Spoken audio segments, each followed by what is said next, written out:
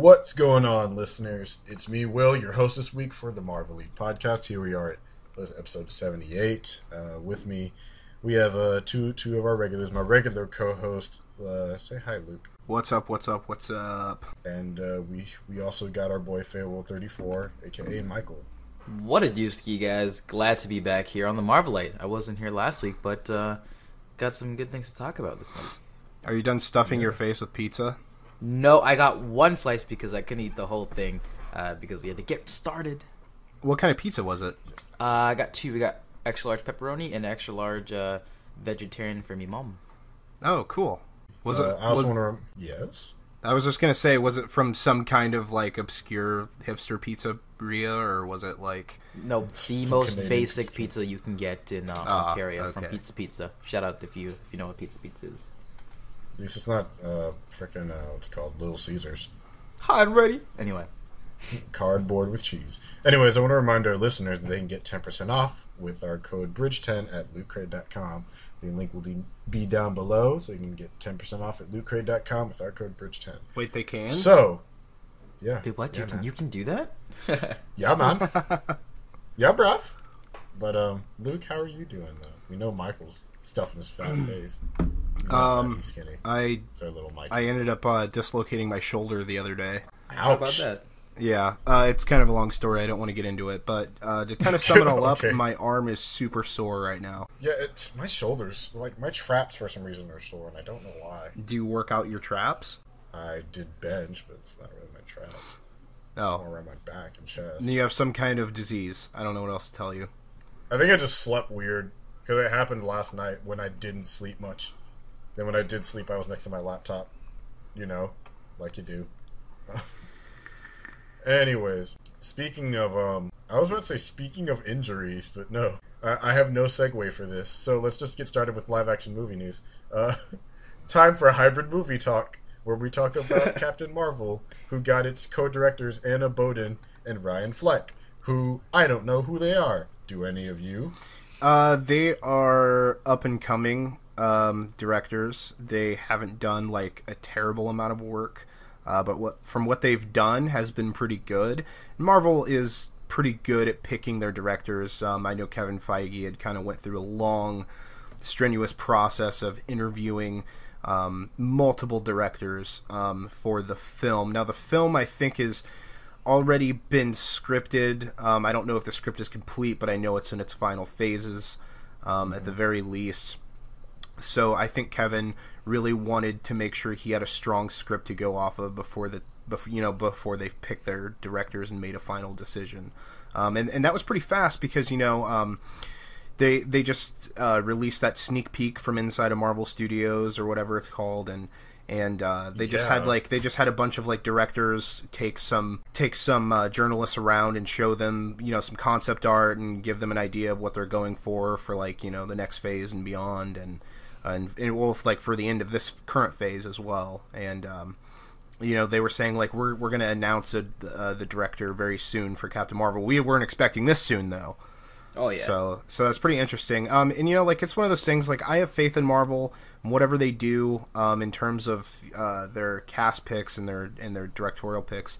I have faith in them. Like these guys again haven't done a whole lot, but there's a lot to be excited about. Like I really like it when they give the small guys a shot at making something big. So yeah, that's kind of my thoughts. I mean they're doing the same thing with Spider-Man Homecoming, so hopefully I know Nick doesn't really like this specific Captain Marvel from the DeConnick run, but I hope they kind of make her a mix, kind of the DeConnick and kind of the old Miss Marvel stuff too, because I know that's really what kind of catapulted her initially, and then the DeConnick run skyrocketed it. Also, I'm going to bring it up now because I know it's going to come up at some point in conversation about one of the directors being a man, and it's like it should be a solo woman. It's like we can have both. We could have neither. I'm just happy that we have people that don't suck. Is there a camp of people who are actually frustrated or mad that there's a man? As long as Tumblr exists, there will be an argument about it. I personally have no problem if it was either or. I'm glad they picked talent that they're confident in and have a pretty solid track record so far, even though it's not too many things. And I'm excited to see what they're going to do with Captain Marvel. I am too, but we're kind of standing around this movie thing. There was a bunch of weird, random stuff that came from like tours that happened. I think was it just one news place that got tour, and we got little snippets of information. Like apparently, Brie Larson has seen a lot of the concept art. Black Panther, I think, will finish wrapping this week, and it's setting up to be very interesting. One of the rumors is that it's kind of like a James Bond-esque film.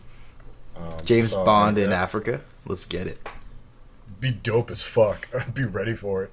And Ant-Man and the Wasp is also kind of shaping up. They have like different concept art going around for that, with the suits done for him and Hope Van Dyne, and kind of the role that they're going to play in the next Avengers movie and everything. So that's also a thing that's happening. That's nice. And I remember earlier Luke and I were talking about Black Panther 2, where just kind of the tone, well, not the tone, but how they're going to handle some of the more not religious, the sort of mystic elements of his lore and universe, and how deeply they're going to delve into that. I mean, is he going to be the king of the dead?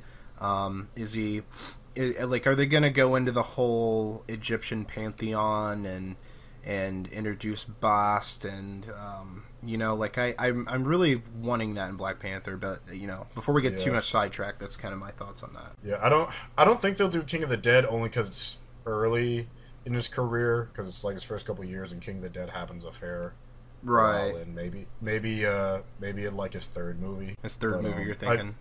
Which I think it'll set up at least a sequel, just because he has enough material to pull off. And isn't Doctor Strange confirmed for a sequel? Oh yeah, other news: we got Guardians of the Galaxy 3 already confirmed that James Gunn. That James Gunn is directing it. I completely lost his name.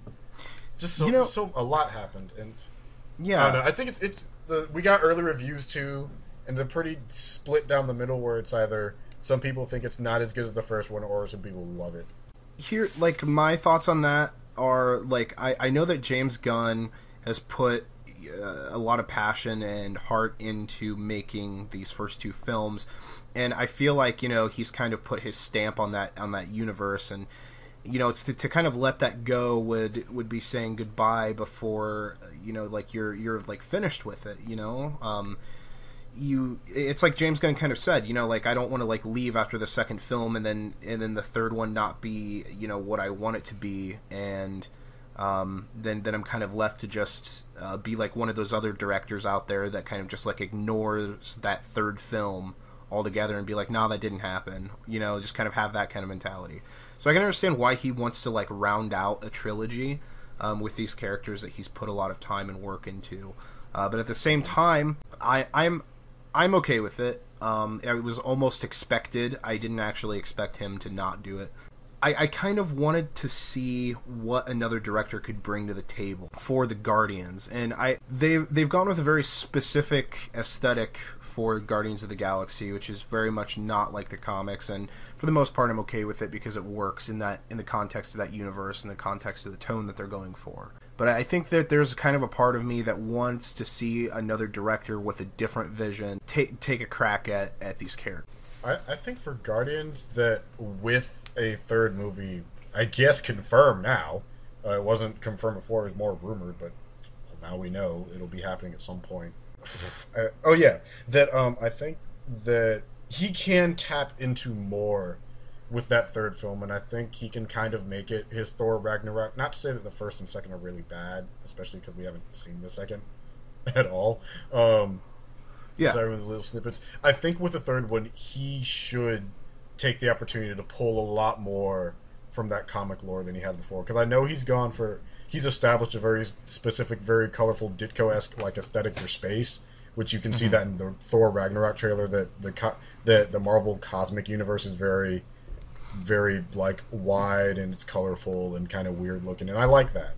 I think that's a really good part of it. But I think now that we have the third one confirmed, and the second one seems a lot smaller of a film in a way.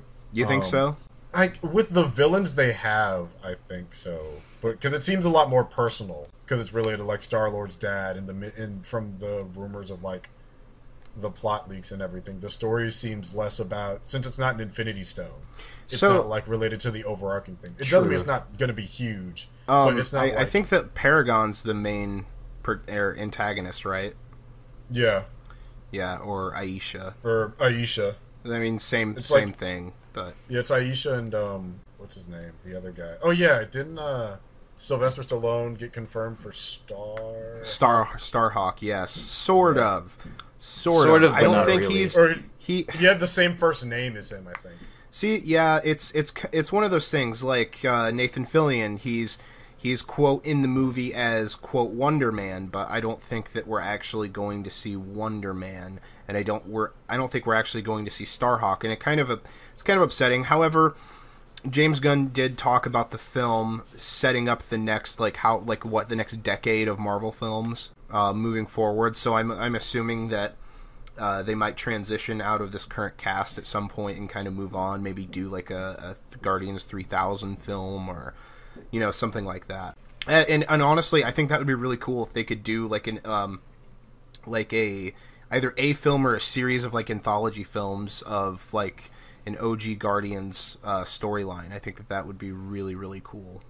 Yeah. And I think with I'm sorry, Michael, go ahead and talk. We've been talking this whole time. I haven't let you get a word in. Go ahead, man. Gosh darn it. No, just to talk on the Guardians 3 release, like the announcement. Oh, well, like because Guardians and Black Panther and Ant-Man and all that. Yeah, firstly, I think Guardians of the Galaxy getting a third movie makes sense. It's very good for Marvel financially. Fans really like it. The audience is accepting of it. James Gunn coming back, I mean, I think that's kind of expected. He's really grown and loves this franchise. That he's really crafted his own iteration. I don't know how I would feel if somebody else came. I feel like I would just want him to finish, his vision for it and then get somebody else on it, like you were saying, Luke.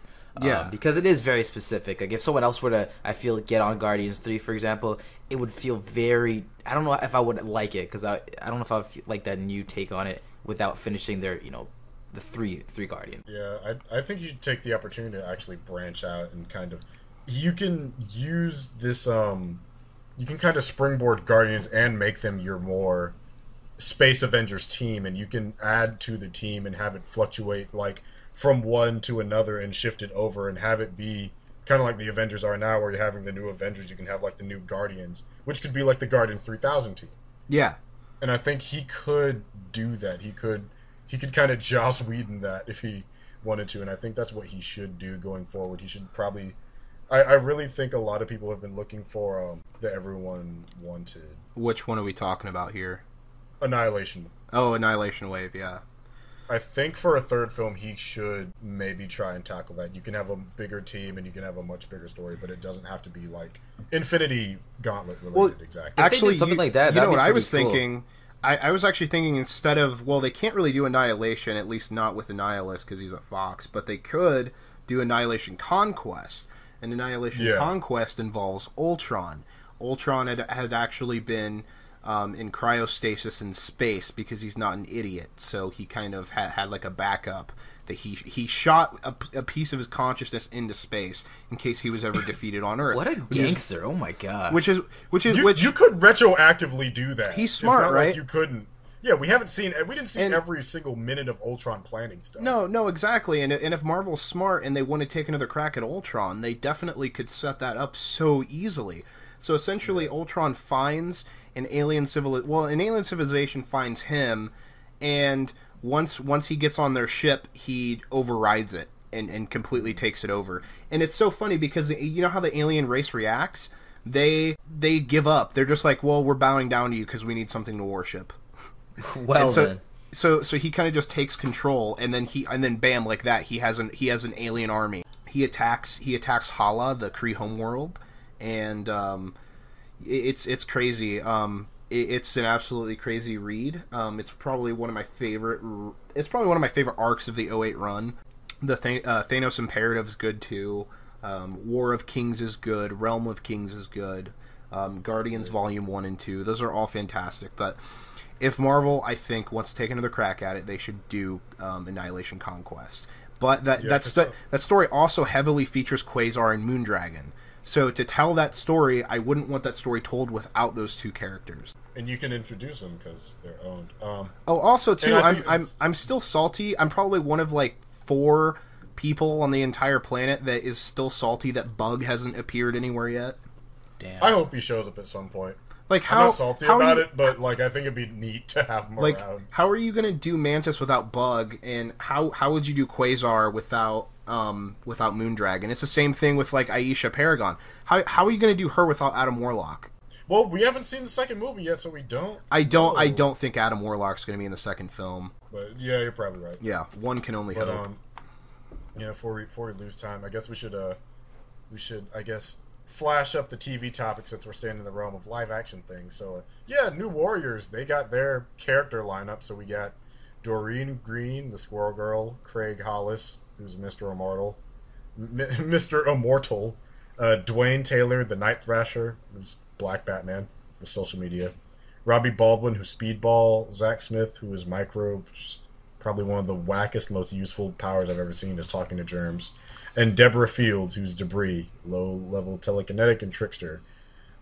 So wait a minute, who are these showrunners? Co-produced by Marvel Television. Yeah, Cougar Town's Kevin Beagle is on board as showrunner and executive producer. Do you have any thoughts about that? Because good luck. That's all I'll really say. I still really don't like Doreen Green. But did you watch that video I sent you about the Squirrel Girl in Pennsylvania? She made them hats. Yes. Like, look, I think that the show, like, it's definitely some of these characters are ripped out of different eras, and this isn't the original team, and by any stretch of the imagination. All. Not by any stretch of the imagination. But I think most of these characters at one point or another have been a New Warrior. It's just this lineup, like Mr. Immortal, Craig Hollis. What's the point? What's the point of having someone like, ooh, I can talk to germs? The only ones I could really see making any kind of difference would be Deborah Fields' Debris, and she's a telekinetic and a trickster. And which, I heard she's a lesbian now? She is. Or Robbie Baldwin, Speedball. Yeah, Speedball would be pretty do some damage. He can launch these, like, he can launch these kinetic balls of energy, and they have like a big blast radius, and he was actually the MacGuffin for the Civil War storyline in the comics. Oh yeah, I remember that now. Yeah, he's actually what caused the incident, not like in the film where Scarlet Witch killed off Crossbone. I remember that. Which, God, original Civil War was a hot mess. I know, Michael. What you think about the New Warriors? Hey man, I'm not very familiar with the property and some of the characters. But after, reading over some stuff, I know a bit about Squirrel Girl. I'm interested and kind of optimistic as to what they're going to do with the show. It's sort of like a comedy as well, no? I'm almost certain it's a comedy. I think it's going to be like a comedy action drama. It's going to be like a teen drama. I think it's a short series, too. Isn't it only like 8-10 episodes? I hope so, and I hope that that they actually put some budget into this. I think it's going on Freeform. Yes, Freeform. And I'm interested to see if it's going to connect with Cloak and Dagger. With Cloak and Dagger, which we'll talk about shortly. Which, I mean, we could talk about it now. Brought it up. Oh shit, segue, boy. Yeah, did you watch did both of you guys watch the teaser for it? I did, and I don't know what's up with that discount Cloak. That bed sheet. Don't like his haircut. He got that fuckboy ass cut, looking like a big ass burnt ass broccoli stalk. Oh, God. It bothers me. But yeah, they did my boy Tyrone dirty. Okay, I'm also a little. My thoughts on it so far. About the acting, but I've only seen 5 seconds, so I can't judge it. Michael, why don't you give your thoughts before we give our thoughts on it? Yeah, thank you, man. So I did see the trailer. I actually did a breakdown on the channel. You guys can go check it out if you'd like. I actually liked it after having seen it like 12 times over for the breakdown. I actually liked it. I think it's a good amount of footage to show for those who aren't really familiar with it or aren't too on board because maybe it's on Freeform, whatever. I think the story's going to be interesting. It has that teen, drama feel to it, but I actually kind of liked it. We see Tyrone, we see Tandy. They're both going through their own issues, obviously. What I'm really interested in is how they're going to connect their origins and how they're going to alter things a bit. Obviously, they had the more ultimate version with Roxanne, and we see them as kids, which is interesting because I don't think that's in the original. That's from the ultimate version where they're kind of more high school age. Yeah, no, there's actually scenes of them as like didn't kids. didn't Roxxon wasn't that like kind of a heavy player in the Ultimate version? Yeah, Roxxon was the cause, and they got in a car crash on their way to prom. So Will, could you describe the kind of differences between their main 616 counterparts and their Ultimate counterparts? Just kind of. I'm trying to remember. I remember that 616 ones are older. They're older, backstory right? Is different. Yeah. Huh? Yeah, they're older in 616. Their backstory is a lot different. I think Tandy ran away from home. Yeah. And Tyrone saw her like about to get mugged, and he saved her. And I think it had not gangs, some type of mutant bullshit. I can't remember off the top of my head. I think it was like I think he tried Roxxon. saving her, and then they ended up going to this. Some dude offered Tandy some shelter, and then it turned out he was like working with this criminal chemist or whatever. Yeah, it was like a criminal syndicate or something, and they wound up fighting gangs within town. Yeah, because that resulted in them getting powers. Yeah. Roxxon is definitely from the Ultimate version. So when I saw him, I'm like, oh, Roxxon! Like, yeah, I kind of hoped and expected that they did do that. But Luke, you want to speak on it before I go? Well, the show actually, for being freeform, it looks like more budget is going into this than what I had anticipated. It does still kind of have that teen, like, CW drama-esque vibe going on with it that I don't know if I'm going to have a lot of interest in. I do like Cloak and Dagger. I wouldn't say I'm the biggest fan. I haven't read a whole lot of their material, but I am familiar with the characters, and I really like their power sets, just that kind of world. I don't know where they're going to take the show. Like, what are they going to do villain-wise? They're going to do probably like Drug and Roxxon. Yeah. I think they said they're going to be fighting Roxxon in like local gangs. Yeah. So finally, Roxxon has gotten mentioned throughout the MCU since Iron Man 1, and it's been mentioned in almost every single television show, like the Netflix shows, like Iron Fist. It's a television Daredevil television villain. Yeah, well, I mean, it references it all throughout the Avengers, in Iron Man 1, Iron Man 2, the Avengers 1, Avengers 2. It's referenced or shown in some way, like on a billboard or like on a side of like a crate truck or boxes. So, I mean, it's well established that, yes, Roxxon is in the lore. But it hasn't been... Like, they haven't told a story that has involved Roxxon yet. So I think that will be interesting, because Roxxon in the Marvel Comics universe, at least in the 616, it is a pretty damn evil corporation. Yeah. And they're responsible for a lot of horrible things that go on in the world. Some shady shit, dude. So that being said, I wonder what kind of connections that Cloak and Dagger are going to have to the larger MCU. And will they at any point cross over with New Warriors or some other version? I forget, like Agents of S.H.I.E.L.D., something like that. Like, are there going to be cross references of any kind of crossovers? I don't know. We'll have to just wait and see. Yeah, and I'd like to see them cross over with Spider-Man, because that's like the first book they showed up in. With like a Spider-Man book, they're actually pretty good friends with him, and with them being around the same age, which is definitely some Miles Morales bullshit, but whatever. Yeah. Like, I think it'd be nice for Pete to have some friends that are his age and kind of can relate to being street level and having to deal with a lot of stuff like that. Because, like, it's not like they're not New York. But, I mean, when it comes to the show, I'm interested in it. We only got to see less than 2 minutes, so I can't judge anything. It looks like the actors that they picked have a little chemistry. It looks like there's, of the 5 seconds we saw of them together. And I think it is, an 8 to 10 episode series, so they definitely have a little more leeway with their budget. But I am curious. I'm not like upset. I am curious. I don't mind the teen drama tone because it seems inspired by the Ultimate version. If they tried to CW it and they're grown adults, it would bother me a lot more. Oh yeah. If they did more 616 and they did all the relationship drama stuff that CW does, that I have more of an issue with that, because teen drama dealing with high school and bullies and romance and drugs and stuff like that makes a little bit more sense setting wise. What I'm really interested in seeing is how it connects to them being kids, because I believe in both the 616 and the Ultimate, it doesn't really have much to do with them when they're young, right? No. Like, what kind of 616 doesn't really. Well, what kind of an age difference are we talking about here? So I believe the show they've got to be in high school. Yeah, in Ultimate they're like, I want to say 16, 17. Yeah, and what like their senior prom. What and in the in beginning, you 616? see both. You see They're like mid Dagger. 20s. She's like, I don't know. They look like kids. They got to be like maybe like what, anywhere between 7 and 9 or something. For what? In the show? In the beginning of the trailer, yeah.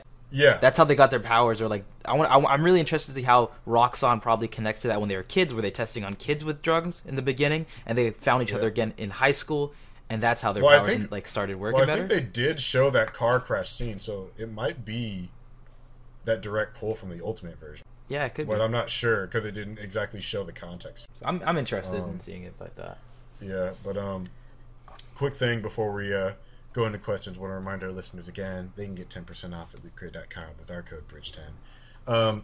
We also got Secret Empire leaks in Spider-Man 2, which we don't have time to talk about because Luke has things to do. I do have things to do. Real quick though, I'm not going to spoil it, but I will say, like, Secret Empire sounds interesting. I don't know if I like what they're doing. Spider-Man 2 took way too long to come out, and now I'm almost not going to pick it up. Oh yeah, I could care less, man. Like that. Yeah, five years years ago. It sailed when Secret Wars happened. It sailed because a whole now you different have a like new universe. event ago, dude. Yeah, the possibility of there being two Miles Moraleses from two different universes in the same city is absolute bullshit. Well, okay, I didn't like that they had to rip out Miles Morales from 1610 and bring him to 616. But at the same time, I also kind of think it's bullshit too that he has a 616 counterpart. Yeah, I don't like that the counterpart is still around. Yeah, that seems so silly, man. Ago. You guys didn't employ that to begin with, so why are you gonna come back to it now? So it's one of those things. Maybe they should have just killed off 1610 with the Ultimate Universe and then just told a new story with this 616 Miles Morales. Well, you would think that the 1610 one merged with the 616 one, and that's not true. Because Ultimate Peter certainly did not. He got killed in that blast when those planets collided. Yup. Which is weird because he's supposed to be immortal, but guess not. Nope. Oh, wow. So, yeah. Oh, yeah. What happened to that? He's supposed to be immortal. What happened to Ultimate Pete? I don't know. He might be back. I mean, as you can see from X-Men Blue #1. Wait, what happened to Ultimate Pete? You're right. Yeah, because Ultimate Pete was immortal. He came back to life, remember? Yeah, because the Oz gene makes you immortal. I just remembered that. Holy shit. So Miles can't die. So that means there's an Ultimate Peter Parker somewhere just wandering. See, that's what I'm saying. Marvel's starting to bring back some characters from 1610, and I'm almost wondering if 1610 isn't going to somehow be a thing again. It might tie into Generations, if that. Well, no, because you guys remember at the end of Secret Wars 3, Reed Richards started flinging out new universes. Yeah, I know. You get a universe. He literally started recreating the multiverse. So I remember that. It wouldn't actually surprise me if the 1610 existed again. Like if they found a way to write it in the story somehow that they bring back 1610 and Miles Morales from 1610 and other 1610 characters like Jimmy Hudson with the X-Men ends up going back. Like somehow there's gate. Somehow there's like a portal or a gate or something. Someone really smart makes and has them go back. That's just like, hey, you guys like wasting time. Yeah, that would infuriate me because then what was the point of getting rid of the universe? That takes away all the impact that happened during Secret Wars of the two universes meeting and all the conversations, like the two Hulks. I think it was a bad idea. The universe being collapsed, like that just makes it a very worthless thing. It was kind of just a bad idea altogether to have those two specific universes out of an entire infinite multiverse of universes. Well, they're the two most popular. You have 616 and 1610 meet. Like, that's kind of a cop-out in my mind. I think it's fine if they meet, but then it's like, if you destroy it, basically everything has to be gone, except like Miles. Just because I think the idea just to merge all of them together was dumb to begin with. Yeah. Yeah, that's fair. But anyway. Anyways, let's we've been right about this kind of stuff before, so. Yeah. Let's go to questions with the time we have left. So, who would each hybrid member be in the Avengers, either movies or comics? We're just going to do the three of us here, and maybe in the comments we can do the rest of the team, because there's like 11 of us, and we don't have the time to think of everybody. Let's see, who would we be from of the Avengers in the movies or the comics? Let's say movies. So let's say movies and not comics. We're black. That kind of limits us to really the three that exist.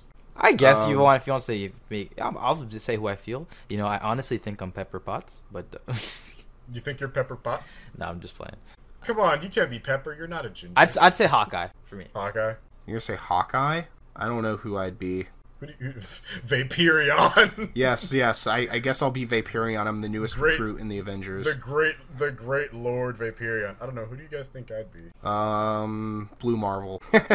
Yeah. Well, yeah. I am a science major, doing chemistry and all that shit. So some of the stuff he talks about, I'm like, oh yeah, I know what that is. Right. So we entirely did not do the movies by themselves. I don't think. I mean, I've dressed as Cat before in Spider-Man, but anyways. Let's close out this show. So, you know, you can drop questions down below with the hashtag AskMarvelite. And also throw topics at us, because we want to start doing topics now so we don't have to do news all the time. Certainly we can do like 3 different topics and get a very nice, good old long conversation going for future episodes. So yeah, just you can submit those through AskMarvelite too. And you should also like and subscribe, hit that notification bell, so you can get updated when we have new videos. Yeah. You guys want to sign out? Say goodbye to the people. Yeah, guys, sure. If you guys want to check us out, you can check me out over on Hybrid Network and my YouTube channel, Failwell34, as well as on my Instagram and Twitter at Failwell34. And you guys can find me on Twitter at QuantumXParadox. Yep, and I have been your host, Will, a.k.a. Another Time here on YouTube, and we will see you guys next week. Peace. Peace.